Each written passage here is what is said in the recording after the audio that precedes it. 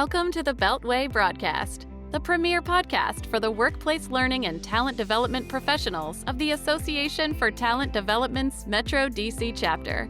We've got some great resources in store for you today.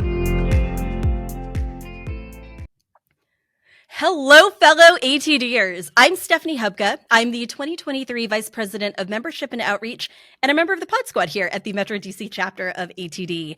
I'm usually joined by my co-host, Christina Eanes, who is not with us today. She's our Vice President of Marketing and Communications, but we do have Halyna Hodges as our producer, and she is our chapter's Vice President of Finance and Operations.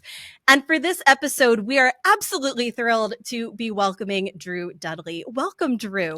Any day you can be a member of a pod squad, count me in. I know, right? It's one of the best volunteer gigs out there. We've been very lucky to call this home for many, many episodes now, but we are thrilled that you are here. We're going to be talking about everyday leadership. Before we get into it, and I have a tendency to just jump in because I get excited about these topics, I would love it if you would tell our listeners a little bit more about you. Sure. I am an excellent example of someone who went away to university planning on writing papers about the world for the rest of their life. And I got involved in a charity campaign to try to impress a girl. That didn't work out, but I ended up running the national chapter, the entire charity that raised about $1 million annually to support the work of Cystic Fibrosis Canada. And that made me realize that, you know what? I don't want to write papers on the world. Engaging in it is so much more rewarding. And what I fell in love with was working with groups of people to accomplish things. It usually was fundraising, but I learned down the road that it wasn't fundraising that I loved. It was mobilizing people towards a common goal. As cheesy as that sounds, I liked working on things together with people. And in doing that and in running the national charity, I was spotted by the Dean of Students at the University of Toronto, who said, I want you to come and build our leadership program. I did that for about a decade, decided to leave about 3 days before I was invited to give a speech on a TED stage. And I got to tell you, if you're looking to switch directions in your career, get a TED Talk to go viral very quickly, right after you quit. And so that really worked out well for me. And sure enough, for the past 15 years or 13 years, I guess, I've been traveling around, mostly speaking and writing, talking about what leadership means to individuals, to their organizations, and to their communities. So it has been a ride that looks nothing like it was supposed to. Oh my gosh. And was this the TED Talk with the Lollipop Moment? Was that the one? This was. The funny thing was, I had never used the term Lollipop Moment before that day. And now it is, I will never escape being the lollipop guy. But yeah, it's called Everyday Leadership or the Lollipop Moment. It's such a wonderful thing to be known for, though. I mean, it's such a wonderful concept. And we'll make sure we link to the video in our show notes. For anybody who hasn't seen it, it's well worth the watch. Plus, I think, it's probably going to tie in a little bit to our conversation, since we are going to talk a little bit about what leadership is. And I know when we talk about leadership for teams, and especially within organizations, we're often talking about it in the context of the people who are directly tasked with guiding or directing people, the ones we might give the term leader to. But everyday leadership is connected to that concept, but it's actually quite a bit more than that. I would love it if you would give us a little bit of framing around the concept of everyday leadership. Sure. I think everyday leadership is a way of looking at leadership where the primary idea and the primary goal isn't power, it's empowerment. And I think that that's one of the powerful moments of interpersonal interaction, moments of compassion, moments of forgiveness, moments of recognition, moments of empowerment. And if we define leadership as existing in those individual moments of interpersonal impact, we open it up to a lot more people. I'm from the education system. So one of the things you realize is that whatever examples you give people first to explain an idea, not only does it shape how they think about that idea, but it limits how they think about it. And when we teach leadership when we're younger or to young people, it's always about presidents and prime ministers and scientific groundbreakers and people who conquered empires and supposedly straight white men. And that has shaped the way generations of people have seen leadership. They've equated it with power and titles and influence. Which means huge swaths of our society, either because they can't or they don't want to engage in that type of leadership. And so everyday leadership says that these things that we have diminished by calling them the little things, moments of compassion and kindness. We call them the little things, and they're not little. They're the biggest and most powerful things we do. But the fact that everyone can do them makes people say they can't be powerful, because power in many people's minds is not something that can be distributed widely. But the ability to create how I treat you today, and we've had a blast already, before this went on, how I treat you today has a much bigger impact on how you're going to feel today than anything the president of the United States does or anything the CEO of a company is going to do. And yet we don't see those moments as powerful. We call them the little things. We've been taught that. And everyday leadership is a recognition that most of the leadership on this planet is coming from people who won't call themselves leaders. Yeah. And I think that if we can make people realize that when they create these powerful moments, that is leadership, what we're doing is we're empowering a lot more people to choose to do those things. The things that make you feel good when you do them, they're the stuff you do most frequently. And when we don't let ourselves feel good about creating moments of leadership, what we do is we pull leadership out of our lives, communities, organizations, and the planet. And we need it. We need it bad. We really do. And in fact, you use the word limitation in there. And I don't think I've ever really considered that concept and its connection or how it might impact what it can mean to lead. Just the idea that you might hear a definition or see a model that you then accept to be what leadership could or should look like, that then limits you to broaden your understanding of it or even your practice of it in real life. I mean, it actually reminds me of something we talk about quite a bit in talent development, which is, when we're training, there's the idea of training on things called soft skills, which a lot of us are starting to move away from as far as that term. I know my preferred term there is essential skills. Thank you. Skills, I hate soft skills. It drives me crazy. It drives me crazy for a lot of reasons. And probably the biggest one is really related to what you were just sharing. When you're thinking about these kinds of skills, they are critical for all of us. And in fact, your best work, your most important moments are going to drive from those skills as opposed to any of the technical skills that might also be relevant or important to your job.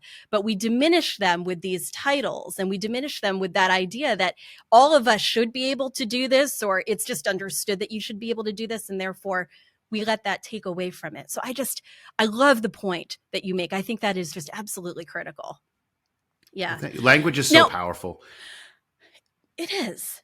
It is. It's one of the most important things we've got. And, those words really do matter. And, speaking of words, I know you also authored a book, and it's called This is Day One. I would love to hear you tell us a little bit about what that means. What is day one? What does it look like to create a day one? Yeah, the book is titled after this combination of leadership theory that I was teaching at the university and real life experience. If you really want to boil the day one concept down, it goes to this. And some people out there will recognize this concept because they've been to the same meetings I've been to. But the day one concept at its core says, if you want to accomplish something incredibly difficult, what you need to do is figure out what specific, most important behavior needs to be non-negotiable every day. And then you have to make a commitment to that behavior. For me, I am powerless over alcohol. Step one. But one of the things I learned in recovery, you don't want to have a drink for the rest of your life. You must choose not to have a drink today. That is a non-negotiable behavior. And it's the only one. Like, strip everything else away from that extremely difficult process. The most important thing to do every day is make the decision not to have a drink, and then treat every day of the rest of your life as if it is your first day of recovery. I argue that anything difficult, including a leadership voyage, starts the same way. You say, here are the non-negotiable behaviors that are going to be a part of every day of the rest of my life. Those behaviors are established based on your values, which we help people surface. And that is how you move forward with your leadership, by acknowledging that leadership's not in the big stuff, it's in the consistent stuff. And if you do ordinary acts with extraordinary consistency, that changes people, it changes organizations. So the day one concept is actually drawn in large part, not from leadership theory, but from 12-step programs. I'm a guy who is recovered, is in recovery from alcoholism. I dropped 100 pounds at one point in my life. I've lived with bipolar. All of these are things that involve you saying, here are the behaviors that can't be negotiated every single day. Every day your life's going to be wildly different, but this has to stay the same. And by approaching it as the day one, or as day one, you can't rest on your laurels of what you've already accomplished. And you also don't get overwhelmed by how much there is still to do. For me, if you look at the fact that I hope there's 1,000 more, 3,000, 4,000 more days in my life, maybe more, and many more, to make a really difficult choice 4,000 more times is enough to make you quit today. So you don't worry about how many more times, you worry about this time. And I've tried to adopt that with the concept of leadership. Identify your values, identify the behaviors that are associated with them, and make them non-negotiable every day. And we teach a psychology-based process to do it. That's what the book's all about. That is a genuinely powerful way to reframe first of all, I think what you've described are some of the biggest challenges that people can face, and you faced a number of them yourself. So for anyone who's listening, who's thinking about a tough problem that they've encountered, something that has required a lot of consistent effort over a long period of time, I think that's very relatable. And I think it's also very relatable in the context of the workplace, because many of us are dealing with regular issues, regular challenges. And I would even think that this sounds like something that could be applied to teams. For example, when working with a team, you may have personality conflicts, work style differences, things that present a consistent challenge to you. Do you see that there are teams that really benefit from taking this day one approach or bringing that mentality into the work that they do? Without a doubt. And I think the biggest reason is because the process itself demands something essential for teams, which is coming to a common language. And so if you're going to embody, let's say, integrity is the most common one, but I don't think integrity is a value. I think it's what emerges from living values. So let's say accountability. Accountability is a really popular value for teams. In order to use the day one process, you have to be able to finish this sentence. Accountability is a commitment to. And the fact that everyone on the team has to understand what that value means you eliminate a common source of conflict, which is you're delivering your version of accountability, but it's not mine. And so when I tell you that you're not and you say you are, we're both right.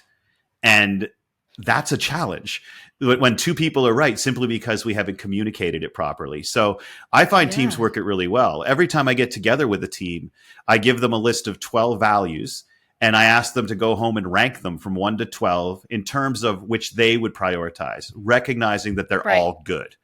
Then what you do is you put your team together and you give them 20 minutes and say, come to a consensus ranking of these, and where people explain why this value is number 3 for them and is number 11 for their colleague. That also indicates to you that there may be a disconnect down the road. And every conflict is easier to deal with when it's a hypothetical one that might happen, as opposed to you're in the throes of it. Because when it's hypothetical, you can create a solution process.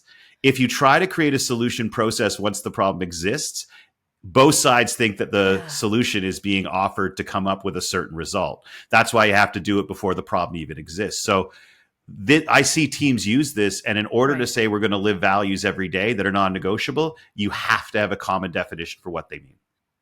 Oh, yeah. I think that is exactly where a lot of teams can start to fall down a little bit before they really get a lot of good work done. When you try to live into values that haven't been articulated or agreed upon, it's very difficult to understand what success is actually going to look like. You're certainly not going to have that common definition. And I think that's where probably a lot of conflict can start to come into play. Yeah. Yeah. And that's really where it is, especially when someone thinks that they're being told that they're not doing something and they genuinely believe that they are. I do one simulation once where one team is cheating without knowing they're cheating.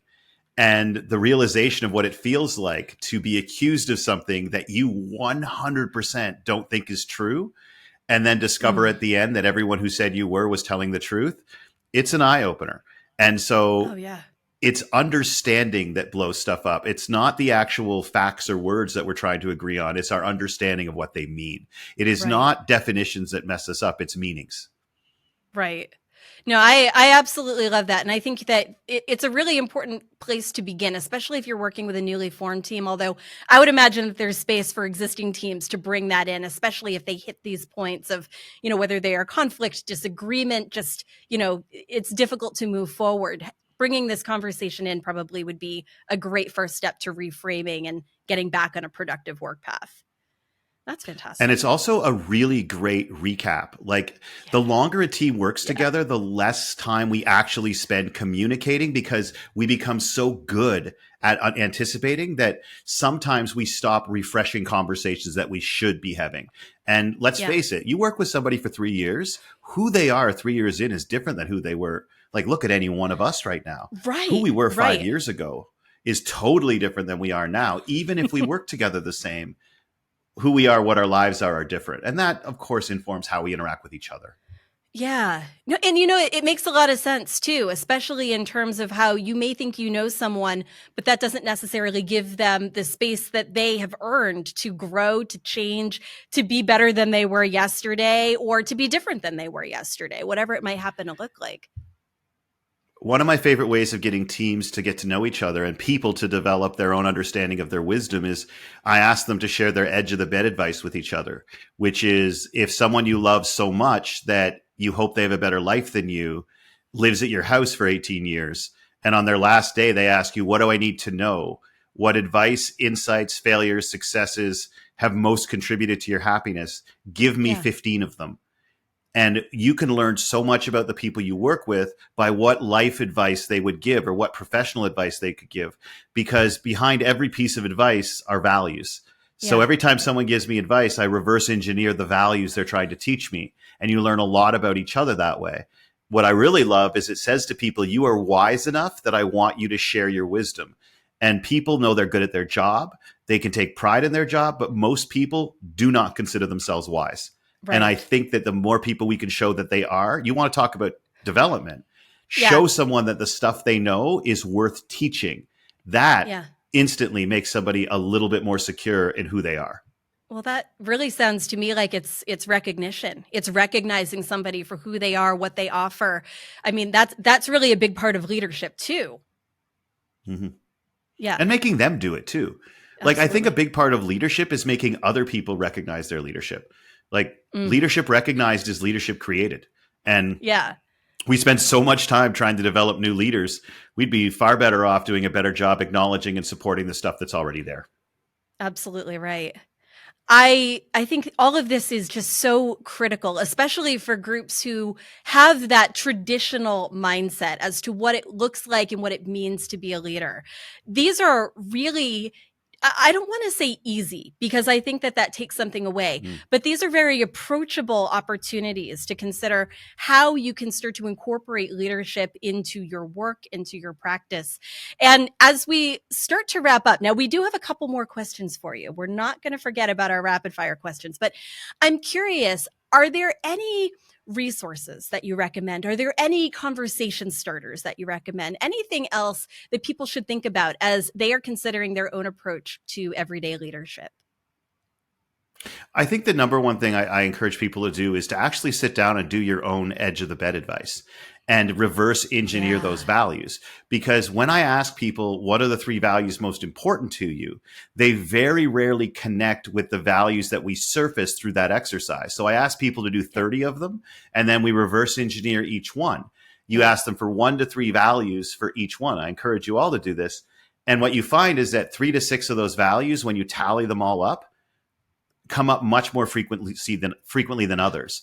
I think that understanding exactly what values we care about so that we can more actively engage them basically means you are planning to feel better about yourself every day, not through just some affirmations or looking in the mirror and saying you're good enough, you're smart enough, and gosh darn it, people like you, which is good, which does work, by the way. Sure. But it also gives you more actual real evidence that you matter. Because the fact is, if you want to start somewhere, everybody, ask yourself this: why do I matter? And 95% of the people to whom I pose that question can't give me an answer. So ask yourself that, and ask the people who you work with that question, because adults haven't been asked in years. And I think that once we can articulate that, we can plan for it. Right now, a lot of us hope to matter. We hope to lead. I think we got to plan to matter and plan to lead. There's a fundamental difference there. Hope is amazing. Hope should be fostered wherever you can, but it's a terrible strategy. So we've got a plan. And I think that's key. I love that you said that. I appreciate that you said that. I mean, I think for a lot of people, it can be easy to forget that they do matter. It's crucial to know that you matter, to know that you make a difference, to know that you have the capacity to make a difference in the way that you want to make a difference. So I so appreciate that you brought that to us. And I'll say, thank you so much. I'll say this, though. It's not just about having the capacity. I want to show that people actually do it. Like right now, we're like, you matter because you can do this and you want to do that and you can do this. And when I ask people, like, why do you matter? Like, because I try to do this. I'm like, no, you do it. That's why you matter. You matter because you do it. And if we can, that's one thing that the day one process does is it says, I'm going to give you evidence every day that you matter. Because that changes you when you have that evidence. And not enough people could go home from every day at work saying, this is why I mattered today. And if we only give people the opportunity to feel like they matter like once a quarter or once every time a project is done, there's no momentum in between the big projects then. You have to find a way to keep us going forward because like 5-year plans are great, but 5-year momentum is way more important. Absolutely right. Yeah. And especially if you're thinking about things like performance reviews, which for some people are the one time they really get feedback. And a lot of times what they're taking away from that is negative feedback or constructive feedback. They're not necessarily hearing the positives. It's hearing that you can matter, you do matter, and you do have the ability and are actually making a difference that needs to be heard daily. I feel like you have probably changed lives in just the brief time that we had today. It's that self-talk component. We just don't necessarily give ourselves space to consider that. And I think that's what you brought to us today. I have loved this conversation. I am actually a little disappointed that we have to start moving into rapid fire. I could talk to you about this all day. I mean, this is really, truly Trust empowering. Me, I can talk about it all day. I have no doubt that you can. And so you'll know where to find me. So let's see how we do this. Okay. I have faith. And by the way, I do think that these can sometimes be the hardest of the questions we ask, but we're going to ask them anyway. So that's what we've got. We've got 3 rapid fire questions for you. So no more than 60 seconds or so to answer. Whatever comes to mind for you is going to be great for us. First question for you. Give us one book that everyone must read and why. I'm legally contracted to have to say This Is Day One by Drew Dudley. Now that I've gotten that legal obligation to my publisher out of the way, I'm honestly going to say Good to Great. I think Good to Great is the greatest business book ever written, if for no other reason than there's something about a hedgehog in there that everyone should remember. Yeah. I'm not going to give it away, but Good to Great by Jim Collins is the best business book ever written. Absolutely a worthwhile read. Yep, fully support you on that. Fully support you on both books, as a matter of fact. Man's Search for Meaning. Good answers. Ooh, that's another one. Yeah, absolutely. I love it. Good choices. I have high hopes for our next 2 questions. So, second question for you is, what is one tool that you can't live without? My body. And so I need to take better care of it, and I need to never lose sight of the fact that it's the most extraordinary tool I've ever been given. It's like the iBody 46 at this point. I'm on the 46th iteration, and every year the screws get a little bit looser and the screen gets a little bit darker. But my body is the best tool that I couldn't live without, and I need to take better care of it. And we all should. We only get the one. That's right. The phones come and go, but the body, you've really only got the one. So I think that's a phenomenal choice. I'm the iDrew 46. I will remember that from now on. I'm going to have to start using that. I'm going to have to start having iterations and versions as I continue to, fine tune and shape and all the important stuff. So I like this. I like this a lot. Last question for you for today. What is the best piece of advice you've ever been given? Never start a land war in Asia and never mess with a Sicilian when there's death on the line. But let's be serious for those of you. I was once good choice. I was once told that only hurt people hurt others. And if I want to be the man that I want to be one day, I have to let go of the things that hurt me, or I'm going to carry them around. And one day I'm going to use them as a weapon against someone I love.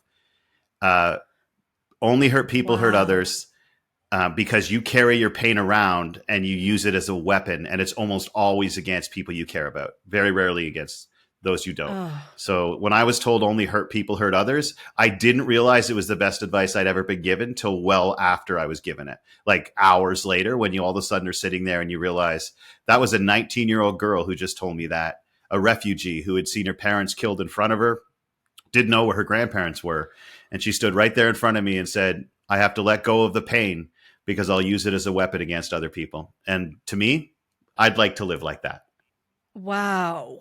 That it actually, and honestly, as you frame it that way, and even with that visual, I think that's going to be a hard one for any of us to forget. And it's so true. I mean, that pain is heavy, but it also can very quickly be used in a way that you'd actually rather not use it. You'd rather not have that option. Yeah. That's beautiful advice. She was an extraordinary human. Wow. That's it. And it's amazing the people you connect with in the course of a lifetime who have these stories and these examples that they can offer to you that then change who you are and how you approach life. Someone is, incredible. It's often the more cruelty someone has subjected them to. And I heard a great commencement address that said, if you want to find the smartest person in the room, often look for the kindest. If you want to find the biggest idiot in the room, look for the one who's cruel. And I thought, what a powerful way of just laying it straight out there. Often the kindest person in the room is the smartest. And so if you want to seem smart, stop talking and seem kind, which is different than nice. Nice is what you say. Kind is how you act. Yep. Absolutely right. Yeah. Kindness wins every time. I hope. Every single time. And if it doesn't, you still play the game better.